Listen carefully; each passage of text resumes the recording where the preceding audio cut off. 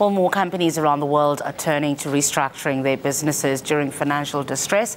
But is it the most viable option for firms as complex as Steinhoff, which is currently trying to put out the fire caused by accounting irregularities revealed last year? Well, let's discuss that with business rescue and insolvency expert at Hogan Lovells. That's Eliott. Alex, thanks so much for your time today. I mean, it's so difficult right now to even discuss Steinhoff because we're not fully clear on what exactly happened here. They haven't even released their financial results, really. Yes, absolutely right, Siki. The investigation being done by PwC is still ongoing. We don't know how far back that fraud goes, how many years it goes back. People are talking about 2014, but it could even be a lot earlier than that. How deep it goes, what the value is of the fraud. There's a number of 6 billion euros, but who knows? And also, I suppose, the other complicating factor here is the size of the company and its multiple jurisdictions as well. Yes, well, it's got one of the subsidiaries is listed in South Africa. It's got quite a few other operating subsidiaries in South Africa, but that's just really the tip of the iceberg. There's numerous companies registered in Europe and around the world. So in a situation like this, how does one even start going about a restructuring process? Well, most of the restructuring is taking place in Europe, not here. And the major method that's used is to consult with the major creditors, who are generally the banks, the financial institutions. So that is, it's capable of being done because there aren't that many of those major lenders.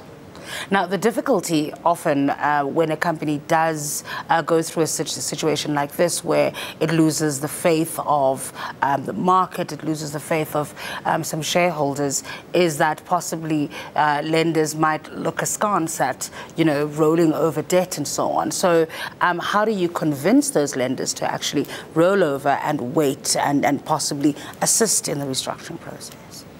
Well, I think there's two elements to it. Firstly, the lenders might be in a position where they have no choice because things are so bad that they really don't have any option but to give the company a chance to restructure. And the other option, the other element is that if the management comes out and shows transparency and says we're trying to fix the problem, we recognize there's a problem, then they are likely to be given an opportunity by the banking consortiums. We talked about the size of the operation and looking at other multinationals as well who have gone through similar processes. How easy is it to maybe overstate revenue, overstate income when you have a conglomerate of this size? Well, from what we've heard, the frauds that took place in some of the European companies, not in South Africa, which might speak positively about our own disclosure rules here. But it's going to be inevitable that if you've got very capable management who is also dishonest, they will be able to hide those frauds for a considerable period of time. So there's no guarantee that you could ever prevent the frauds from taking place. And the sale of assets, for example, is that the best way to possibly fix things in a situation like this? Well, I think all the lenders will be saying, you've got to show some good faith. You've got some non-core assets in South Africa, and you must put some cash into the system to show your good faith. So I don't see a problem with that in principle. Buyers, would they be willing to pick them up?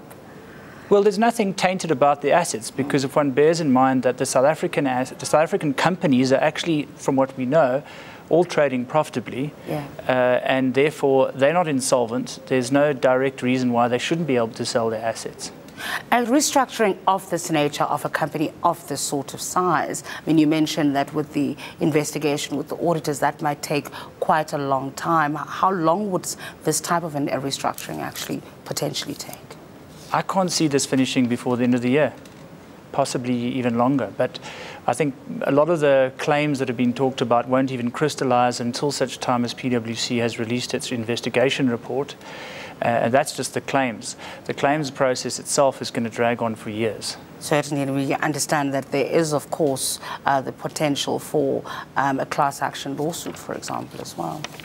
We've heard talk of that in South Africa, but there is one that's very much underway already in Europe. All right, we'll leave it there. Thanks for your time. Today, business rescue and insolvency expert at Hogan Lovells, that's Eliott.